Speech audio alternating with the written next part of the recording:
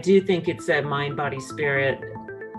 It's the psychosocial, spiritual, and biochemical, the three-legged stool, if you will, just the simple triangle. And so when I was unaware of the hypoglycemia factor, which did end up being the missing piece for me, I was working the other two steps, the other two parts of that, the spirit, trying to find a spiritual connection and trying to figure out, like, psychologically what was wrong with me. Thanks for tuning in to the Elevation Recovery Podcast, your hub for addiction recovery strategies, hosted by Chris Scott and Matt Finch. Hey everyone, Chris Scott here. Welcome to the Elevation Recovery Podcast. We have a really cool guest today who might be familiar to some of you because she joined Matt Finch last week. Her name is Chris Engen, and Chris is the founder of Nutrition for Recovery. She's highly trained in amino acid therapy and other nutritional modalities, and we're going to dive into all of that today. Chris worked, actually, I want to mention, for anyone who's a fan of Julia Ross, Chris is very familiar with Julia's philosophy and her nutritional systems and the testing. And basically, we were talking before this podcast a little bit. I had been looking for someone or an AI algorithm to help me dive even deeper into these things. I was looking for a specialist because everyone knows, I'm called the supplement guy sometimes, but I'm also a generalist. I like to talk about things in terms of the biopsychosocial spiritual approach for recovery and lifestyle optimization. I don't have letters after my name, and I have to remind people constantly that I'm not a scientist or a doctor or even a counselor. So it's great to have you here with me. I'm really excited to talk to you, Chris. Me too.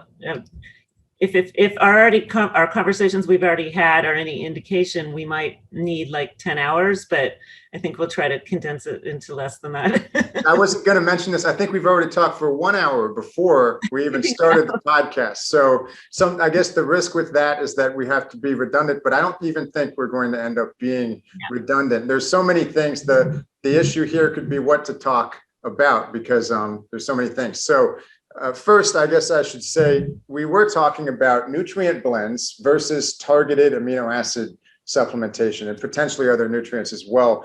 And so one thing that I found interesting about your approach is that you agree with me, and I was relieved to hear this, the more specialists on my side, the better, that in early recovery, it's a good thing for people who are often severely deficient in multiple nutrients and amino acids and neurotransmitters to take a blend, something like BioRebalance, which I have here, which is back in stock, and contains a modest to high, relatively high dosages of multiple amino acids and vitamins, minerals, cofactors for the synthesis of those neurotransmitters, and also some fatty acids as well. And then over time, as a person reaches some stability, they might notice like, all right, I feel stable, I feel better than before, but I'm still a little bit lethargic, or I am a little bit too wired, or whatever it is. There could be more targeted deficiencies that then could be approached with a more targeted approach. Is that right? Yes, that is exactly right. So, as we were talking before, and you told me the specific nutrients in your blend, I think it sounds amazing. It's actually what I was looking for my clients, instead of them having to take lots of different pills, to have it all in one place. And also the fact that it's a powder is great because it's absorbable quickly. It can immediately get into the bloodstream. I did also want to mention that even if it has the serotonin support, the 5-HTP, I believe, or that's in that blend, that it actually is okay for people that are on an SSRI to take it as long as they take it 6 hours away from their SSRI, like Zoloft or Prozac. And so I think that's important for people to know. Good to know. Yeah, our old blend had more 5-HTP plus L-tryptophan and also has SAMe. So 3 things that could potentially, affect serotonin. So now we're a little less cautious. We say consult your doctor if you're taking an SSRI, whereas before it was like stay away if you're taking an SSRI. Yes. And then as far as, so I agree that it's the immediate base that people could take right after they are starting to detox from alcohol. Everything is depleted. All neurotransmitter systems are depleted. The cofactors are all depleted. They need those cofactors that you've added to convert the amino acids to neurotransmitters. So again, having it all in one place is just really exciting. And then what I do after that is, as you said, once they've taken it for, say, a couple weeks and they start to feel okay, as you said, I'm feeling kind of balanced. I feel better, but oh my gosh, I just can't seem to get going. I'm procrastinating. My attention's still terrible. So that would be a symptom of low catecholamines. And the catecholamines are dopamine, adrenaline, and noradrenaline. Very common to be very depleted for anybody with addictions. And that's when they would possibly supplement with tyrosine or L-phenylalanine. So I think it's a great tool to start with to get those levels back up to normal. Right. Now, some people do find that they don't respond well even to blends of amino acids. And, obviously there's different reasons there could be many different reasons for that. But what would you tell someone? And I've been pleased to find that most people respond really well to biorebalance. But for the outliers out there who I don't want to feel left out, who have to take advantage of the 30-day, 100% money back guarantee, what kind of approach might you recommend? Where to start? Okay, so the first thing is that if they're not responding well to the blend, there's something in the blend that's throwing them off, right? So the immediate first thing is to stop taking it. And that's important. Sometimes people keep taking it thinking it's going to get better. If you have a negative reaction to anything, stop taking it. And they can take 2,000 milligrams of vitamin C all at once if they ever have a bad reaction to any amino acid or to the blend. And that will flush out that reaction. Sometimes people will get, jittery or whatever. And the 2,000 milligrams of vitamin C, this is per Julia Ross, and it works. Take that all at once. Liposomal or any kind of vitamin C? Well, liposomal would be the best, but honestly, any kind of vitamin C, it's fine. And these days, everybody has vitamin C at home for the most part, right? So, and then from there, so each of the amino acids have a specific role in what neurotransmitter system they're converting. Okay, so the amino acids are the building blocks of protein. Protein makes up neurotransmitters. So depending on which one is depleted, we're going to need a different amino acid.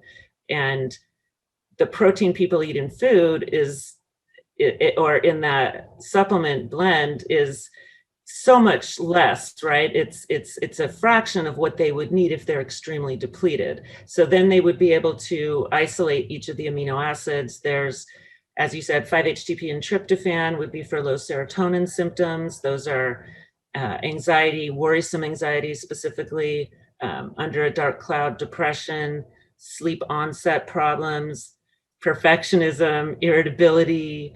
That's just a handful. And so they would try either 5-HTP or tryptophan. And then even with 5-HT or tryptophan, there's even another step of tryptophan can make people sleepy. 5-HTP can cause a slight cortisol release, and it also can make people nauseous. So within those two, there's another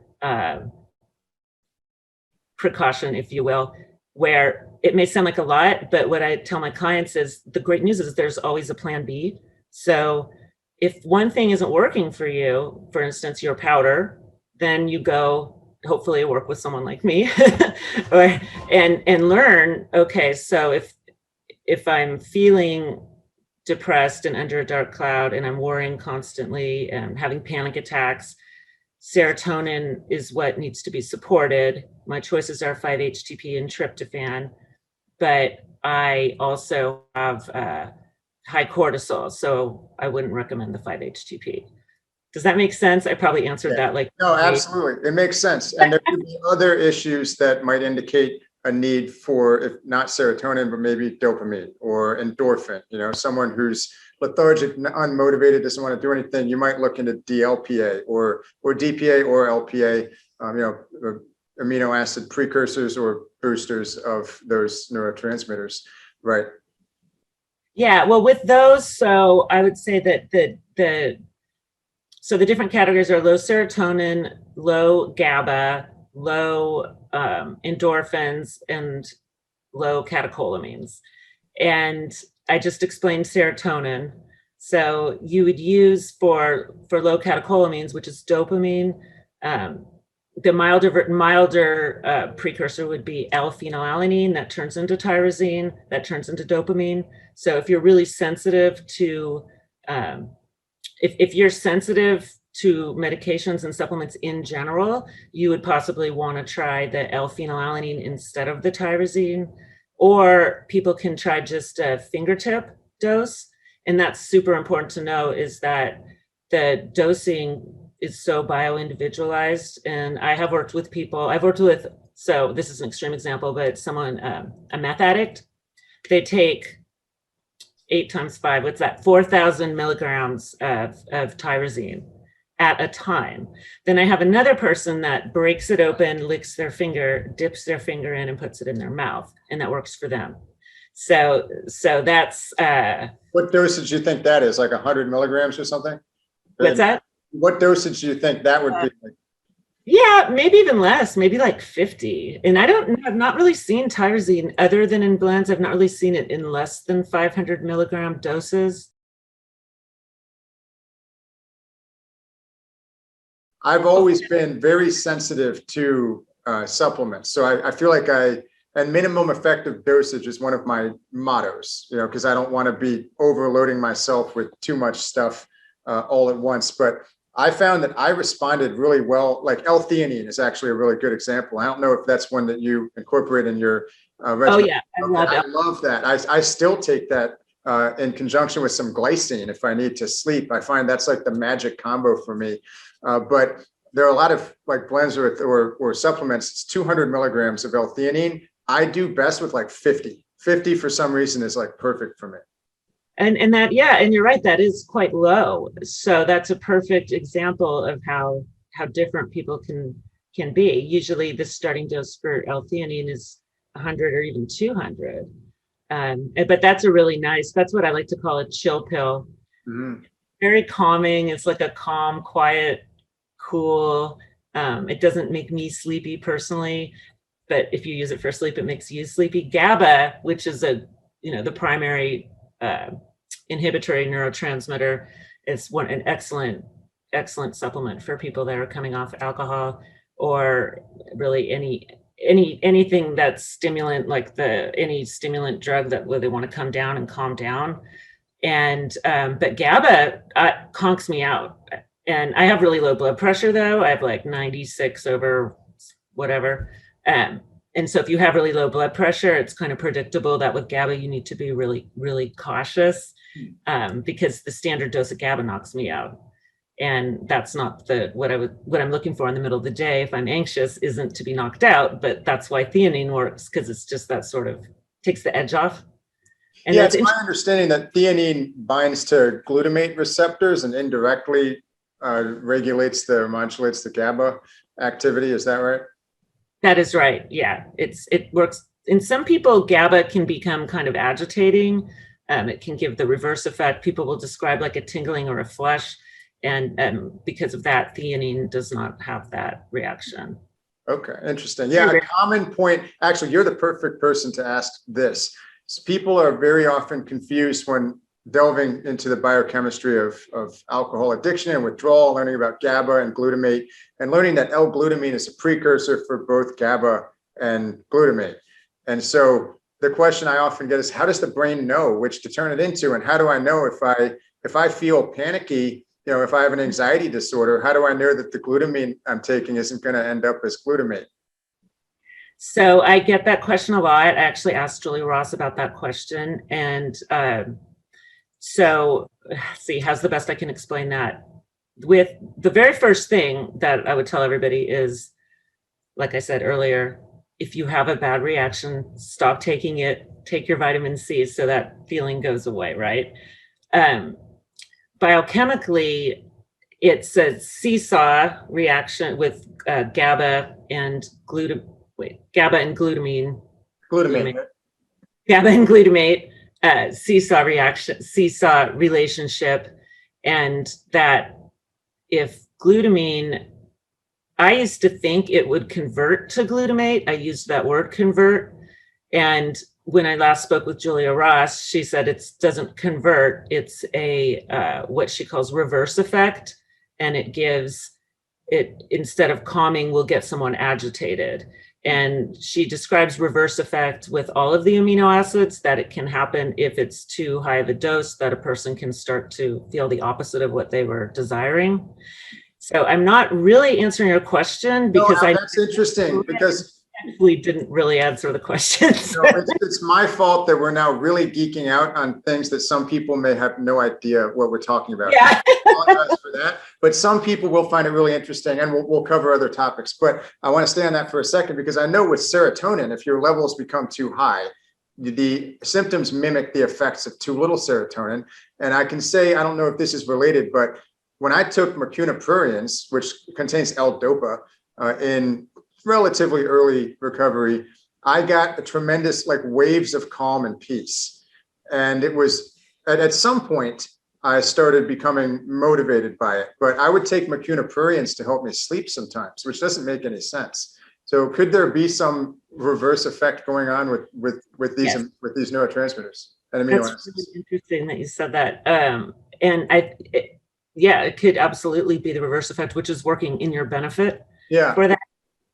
I usually will, that's velvet bean, right? Yeah.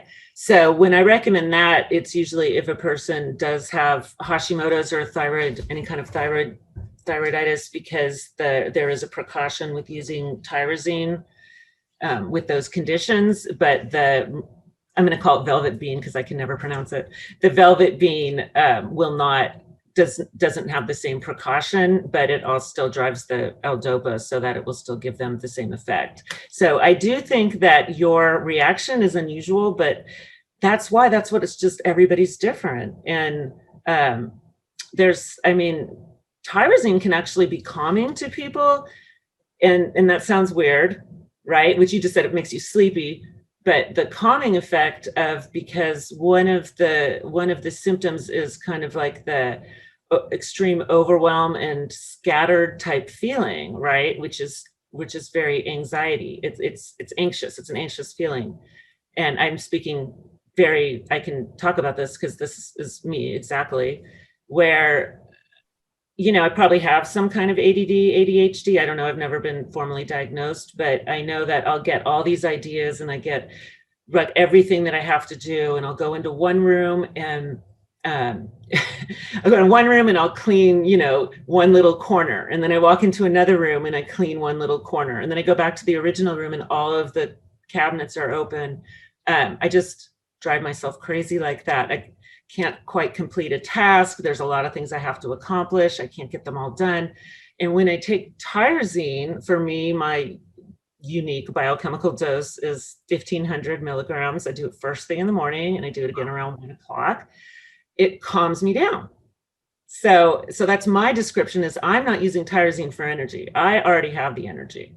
I use it to focus. So I'm not leaving all the cabinets open, so I can stay in one room and actually complete whatever the thing, finish the dishes and see something through to the end. And the tyrosine helps me so much with that.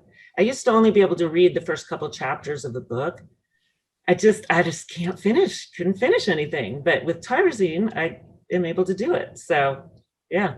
That's very interesting. Maybe it's kind of like a natural alternative in a sense to the amphetamines that people are taking. And I've had friends who have claimed that they have to take Adderall to calm down, which I couldn't comprehend. I mean, I was always afraid to take Adderall. I've always had a general phobia of prescription drugs, which has probably worked in my favor. Otherwise, I might well be addicted to them. But as far as Adderall, I know that's supposed to make you energized, and biochemically, isn't it like a dopamine reuptake inhibitor or something to that effect? I don't really know, but it's an amphetamine. So if you're taking, if that's prescribed for ADD, and some people with that take that for being calm, it would seem logical that they could potentially take L-tyrosine and maybe get the same benefit. Oh, they absolutely could. They could, and you can use L-tyrosine if somebody ever wanted to try to go off. And you don't even really need to go off Adderall. I'm not a doctor. I don't diagnose, cure, treat any diseases. But it's a stimulant. It wears off. So it's not like it's built up in your system necessarily.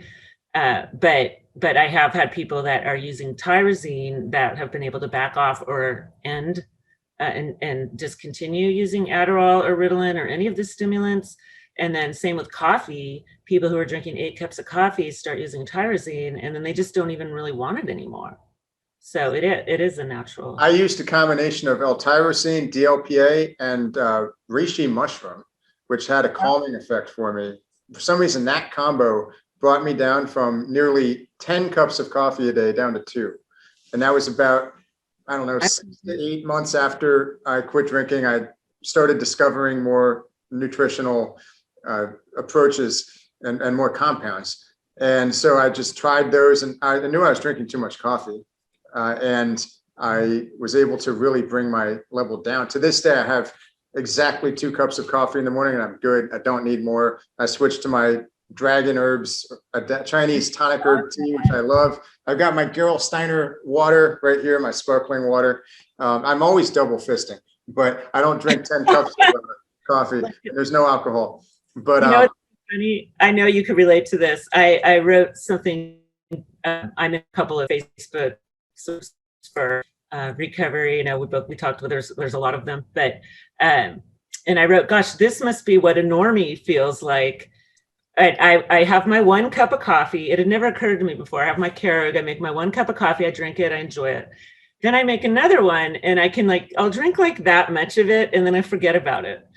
And I'm like, this must be how people that are normal drinkers are. Like you finish half of a glass of wine and then just forget about it. I mean, who does that? Yeah, no, exactly. And I think it's obviously a coffee dependence is probably less intense than an alcohol dependence. I know, actually, I can say from experience with both, it's less intense and less of an issue. But there are people out there who do struggle with. I think someone wrote a book about how caffeine ruined her life before she quit coffee. And she didn't realize, she had constant panic attacks and all of these serious problems, thought, doctors are throwing drugs at her. And then she just realized she was biochemically hypersensitive to coffee and had to quit it. And I know some people like Joan Matthews Larson, when I read her amazing book, you have to quit caffeine. Yes, it's a wonderful book. That was like my Bible in early recovery for a while. And I was depressed upon reading that I would have to quit caffeine. I didn't end up quitting. I ended up moderating, but because of the nutritional strategies in that book. So, and as we've said, I think maybe when we talked off the record at some point, there are people who drink, 2 or 3 glasses of wine like every other day, and they're dissatisfied with their intake. But you wouldn't say that they have a life-threatening problem, but they can still probably use amino acids and other nutritional approaches to help modulate their brain chemistry so that more effortlessly goes back to whatever level their goal level is. I completely agree with that. I think if it's bothering somebody, if it's making them feel, the guilt, the shame, feel like they're not getting ahead in their life. If their intention is to not drink 2 or 3 glasses of wine twice a week and they're still doing it, nobody can judge whether or not that's a problem, and does it really matter? If that's what they want for themselves, then they absolutely can use the amino acids to help them with that. It's definitely a spectrum, I think, of alcoholism in general. It can look so different for so many different people and how it presents. And I think that keeps people stuck sometimes. I can absolutely talk about that because I was a binge drinker. I was never physiologically dependent. I listened to some of your podcasts when you were talking about a handle a day. I no way. And I'm sorry, so here I am reacting to that. It's like, it's absurd. I look back on that period of my life. I'm like, how did I ever do that? I did. Well, crazy. Yeah, well, I look back on that too. I wasn't. And so if I, would have too many, and I'm not even going to tell you what too many is, because somebody could say, well, that's lame. The too many for me was too many. Mm-hmm. And then I'd wake up and the self-loathing, the guilt, I want to apologize to everybody, hate myself. swear it's never going to happen again. And then it wouldn't happen again for, 5 days, 7 days, 2 weeks. And then it would happen again. And that pattern with longer stretches of time in between, sometimes shorter, but it was just that pattern that was so problematic. And as I talked to Matt about that, I did figure out that the primary issue was hypoglycemia, because I had already done a ton of work. Excuse me. I mean, going back to where we started this conversation, is that I didn't want to drink, but I was still doing it. So that's addiction. If you don't want to do something, but you keep doing it with negative consequences, which I did have, with relationships and other things, that's addiction. I can't stop. But then I would get stuck in my own head and go, oh, well, I'd go to an AA meeting and I'd be like, oh my gosh, these people seem like they're just holding on to the edge of their seats, barely, holding on, not having a drink today. I'm like, that's not me at all. I'm going to be fine for weeks, a month, maybe, who knows? And then it's going to come sneak up on me.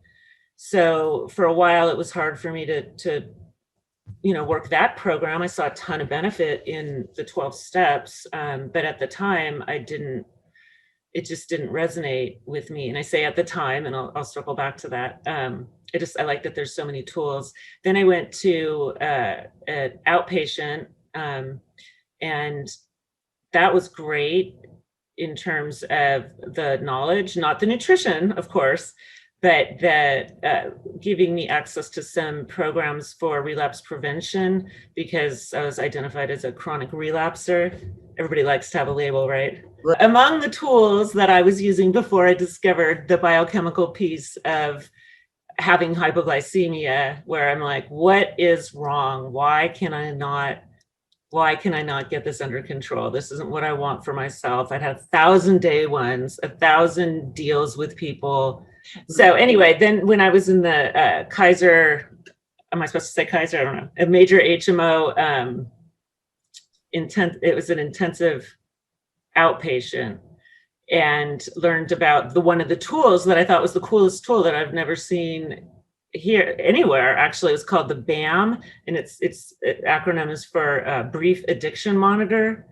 And it was this chart. And I feel like you and I might need to bring this chart back for people, because it was huge. It was a risk versus protection model. And people, there was a series of questions that you would answer. And then based on your numeric rating of that question, how did you go to a recovery meeting today? Did you get 8 hours of sleep? Did you exercise? So those are all protection, right? Risk would be, were you in a situation with alcohol? Did you get into a fight with your spouse? Like, those are broad examples, and then you would chart it. And so you would see over time, you would see that the more your protection went up, the more your risk went down. And it was something that, at least in super early recovery like that, it was like, wow, this is so cool. I can really see when I'm doing these recovery activities that I can visually see that I didn't, first of all, you don't relapse because you visually see that that's happening. And then as it starts to kind of get imbalanced, people would start to relapse, and the counselor come in about it. And you'd see on paper, wow, I'm really not, in this program, whatever the program is, whatever your recovery program is. So I loved that. And like I said, I haven't seen it since. So I feel like that. Yeah, send it over. I'd like to look at it. I will. Maybe Yeah. We can make an updated version or something like that. Because I mean, in my course, we have people following all sorts of different belief systems. I don't want dogma. I guess I have my own beliefs, and I'm transparent about what my beliefs are, but I try not to engage in brainwashing or whatever. But I found that people who earnestly are working some program or who have a set of beliefs tend to do better than people who are, well, at one extreme, nihilistic, like I was when I first quit drinking, or who just kind of go with the flow and don't think about it, and who don't develop some kind of intellectual curiosity with the brain science and biochemistry of what's going on. I found it to be extremely interesting. I could distract myself from potentially doing some destructive things in early recovery by trying to read and research and figure out what is this phenomenon, looking at it almost from a third person perspective, and say, all right, if I were a doctor who was interested in treating Chris, what would I think right now, or what would I think? And a 22nd century doctor who has all of these tools, who's unified neuroscience with nutrition, with Tony Robbins stuff, and all, everything we have. And to this day, that's one of the things that keeps me excited when I wake up in the morning, because I feel like there's a synthesis to be found with all of these cool ideas and approaches. And especially as we were talking, the biochemistry and the belief segments as well. It's like there's a bit of a chicken and egg question where like, which comes first, you getting excited or the dopamine? And of course you need the raw materials to produce the dopamine, but which is really downstream of which? And of course, I've seen so many people who can't even drag their butt to the gym until they start taking L-tyrosine or LPA or biorebalance that contains things like that. And some of them might need macunopurines or whatever to start to change their diet a bit. But I've also seen people who, need a lot of work in the psychological or social or spiritual pillars in order to start getting similar benefits that you would get from taking those nutritional supplements. Yeah. And so I definitely agree with that. I do think it's a mind, body, spirit. It's the psychosocial, spiritual, and biochemical, the three-legged stool, if you will, just the simple triangle. And so when I was unaware of the hypoglycemia factor, which did end up being the missing piece for me, I was working the other two steps, so the other two parts of that, the spirit, trying to find a spiritual connection and trying to figure out like psychologically what was wrong with me. And like you, I've got this stack of books right here is incredible. I just would devour everything. And there's a couple things I would have to say about that. So when I did so I have some trauma in my past. It's not uncommon for people with addiction to have trauma. A lot of people say addiction's the tip of the iceberg, of the trauma iceberg. It's kind of the base. So going back through that and there's a class called Seeking Safety. I did brain spotting. I did cognitive processing therapy, all kinds of things to figure out, figuring out the why. But as I moved forward in my recovery, a couple of very wonderful people in my life that aren't even official doctors, or one's a therapist that I have a friendship with, and one's somebody in the program of AA. And she said, the therapist said, stop chasing the whys. You don't stop trying to figure it out. You don't need to figure it out. Right now is right now, and do what you can right now, And then he said, why is not a spiritual question, which I loved. Why is not a spiritual question? It's the acceptance piece of, if I'm trying to figure out why did I end up like this, And in fact, if that's all I'm focusing on, I'm not really moving ahead, but it's acceptance is the answer to all of my problems, really. If I'm trying to control people, I can't control people, places, or things. And to be able to surrender in that fashion is just so freeing. It's the most freeing piece in the world. And then it all goes to the powerlessness, which I know I've heard you talk about. And I used to hate the word powerless, especially coming from trauma background, because a lot of women with trauma in their background have a lot of difficulty with the 12 steps, especially as they were written in 1935 or whatever, which is why there's other books that are written like Women's Way Through the 12 Steps. There's trauma-informed 12 steps. There's different ways of kind of softening the language. But at the end of the day, the powerlessness is more of just the surrender, turning it over to your higher power. It doesn't have to be God, a traditional God. It can be anything. So they say, it's just getting out of yourself and realizing you don't have control. So there is so much power in that, so much power to realize you don't have power. Because I'm like you, I mean, oh my gosh, I work out, I've got everything. I set goals, I achieve them. This thing is way beyond that. It's way beyond that. So it's that sort of like, I'm going to conquer this. I'm going to get this thing. I got it. And so that's like my habit is always, okay, I got that. Check that off. Now let's go. Let's move on. And what I've found is that I do need to work on it way more than I think, because I get the amnesia where I'll be like, oh, I must not, that's gone. I am biochemically sound. I'm working out. I'm doing all the right things. So, and then I kind of get that weird amnesia that I forgot about it, and then get myself in, okay, I guess I can stop going to meetings. I guess I can stop journaling, start to move away from it. And then that's when I start to feel anxious and potentially start thinking that maybe I can drink again. So that's where I think that the support, whether it's, I think both, the spiritual, which I just described, and then having a community, which I know we both realize is, so for me, that was another huge piece, was just that a lot of people talk about it in early recovery, like they're coming out, right? Like you're coming out, you're like, who am I going to tell? And how scary is that I don't drink? And because, once it's out there, then what? And I do know that having a community of people that are working on the same program, the same, sobriety, recovery, people that aren't drinking specifically, I guess I'll say for me, and those are my people, that it takes a while to kind of build that tribe of people, but then it's so much less likely that you're going to go out, because now these are your friends, like these are your people.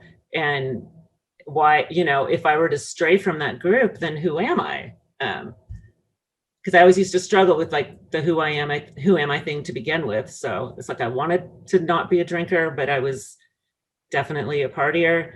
And then like, wait, which side is it? I've got to pick one. And so thank God, I finally picked the sober side. I was on a jet ski a few hours ago, not to brag, but that was one of the things I really wanted for myself when I quit drinking, because I'd always worked in the middle of a city that wasn't that conveniently located near water.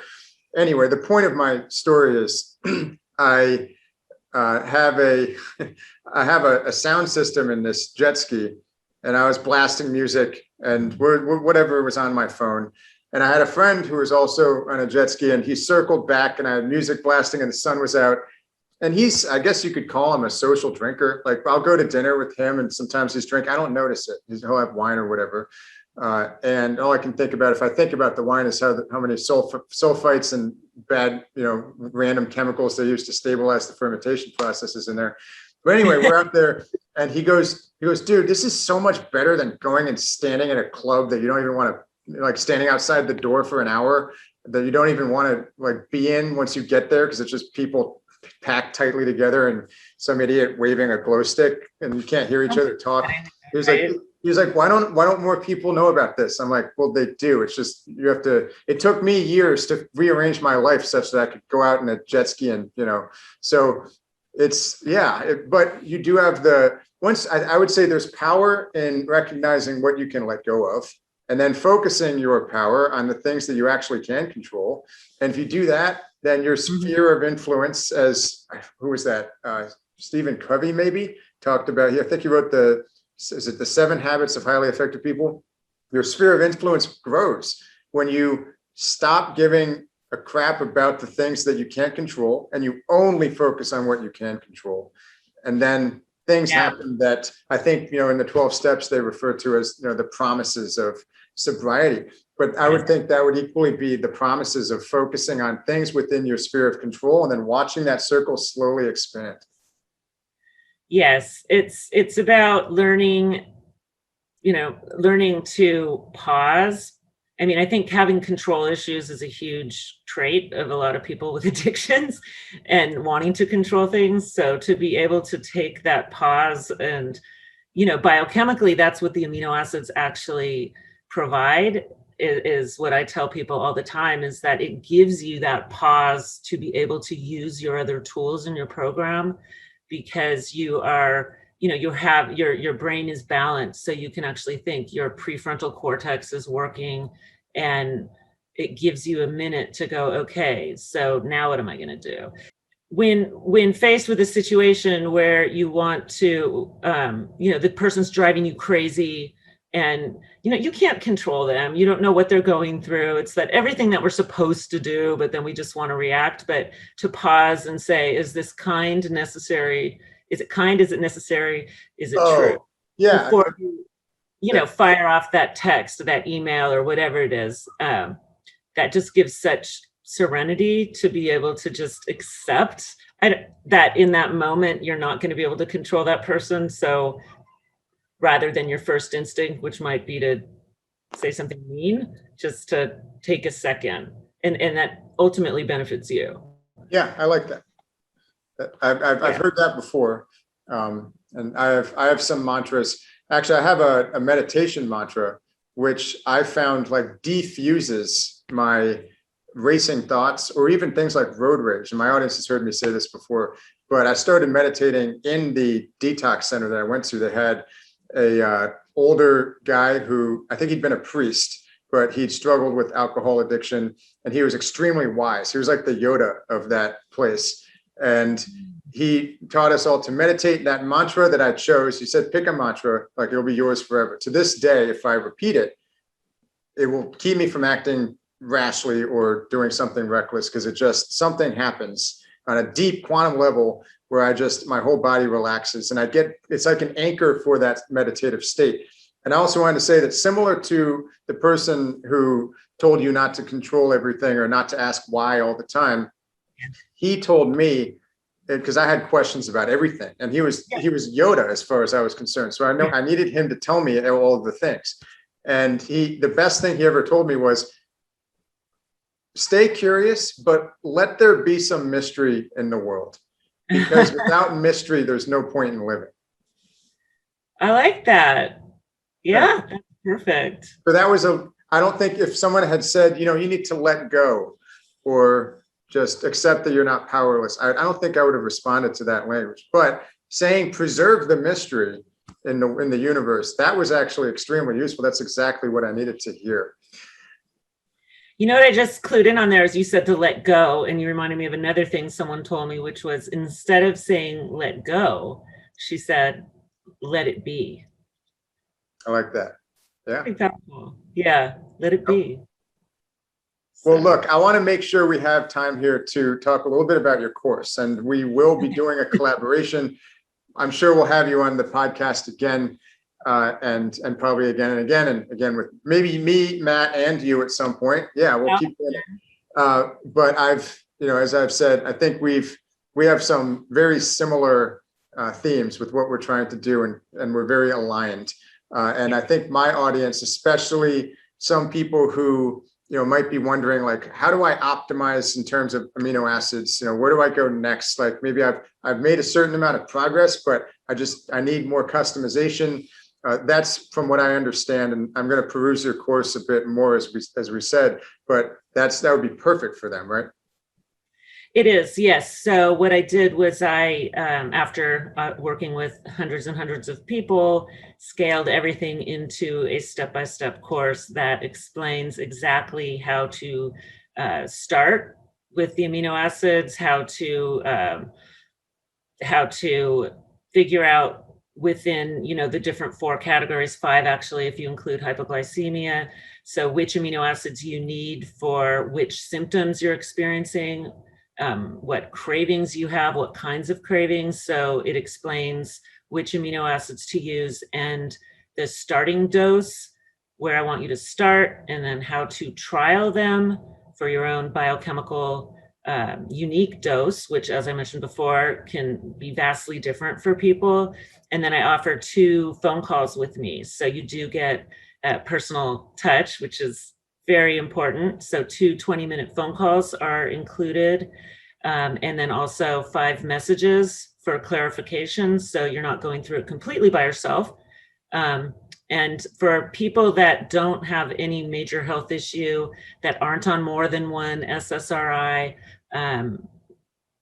it's a great it's a great course for those people. For people that maybe have more complicated cases, I do take people one-on-one. It's advanced amino acid therapy. And then we have a 60-minute intake and 2 30-minute follow-ups. And then I'm also partnered with a functional medicine doctor. So if I need to refer for advanced testing, like a GI map or a Dutch test, which is a hormone test, Allergy 88, which is a food allergy sensitivity test, methylation panel, genomics, all of that, we can take it farther. But the reason why I wanted to start just with this base course is because the amino acids work so quickly that some people can literally just take this base course and feel better in 2 days or something.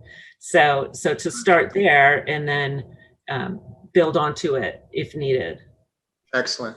Well, yeah, it's really awesome because as I was saying, I talk about the biopsychosocial spiritual model in my own course, and we do, I would say, a deeper dive into the biochemical component than any course I've heard of until yours, and something that's really super focused on amino acids per se, which, as you said, there can be, I don't want to be telling someone, go take 5 grams of L-tyrosine, X number of times a day. That's not my expertise. I'd like to introduce people to it, have them take a blend, maybe do some trial and error. For a lot of people that works, but some people still have remaining issues. And then other people need really advanced things. And that's something that a problem I've been trying to solve is how do we help 100% of people?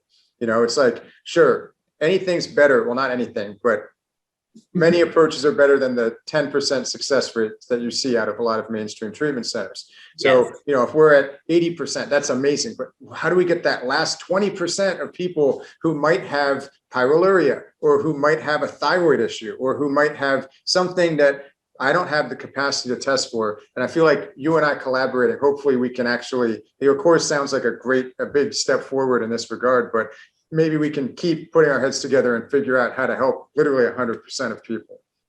I think absolutely. What you said, the pyroluria, I know we talked about earlier that Julia Ross's statistic is 67% of alcoholics actually have pyroluria.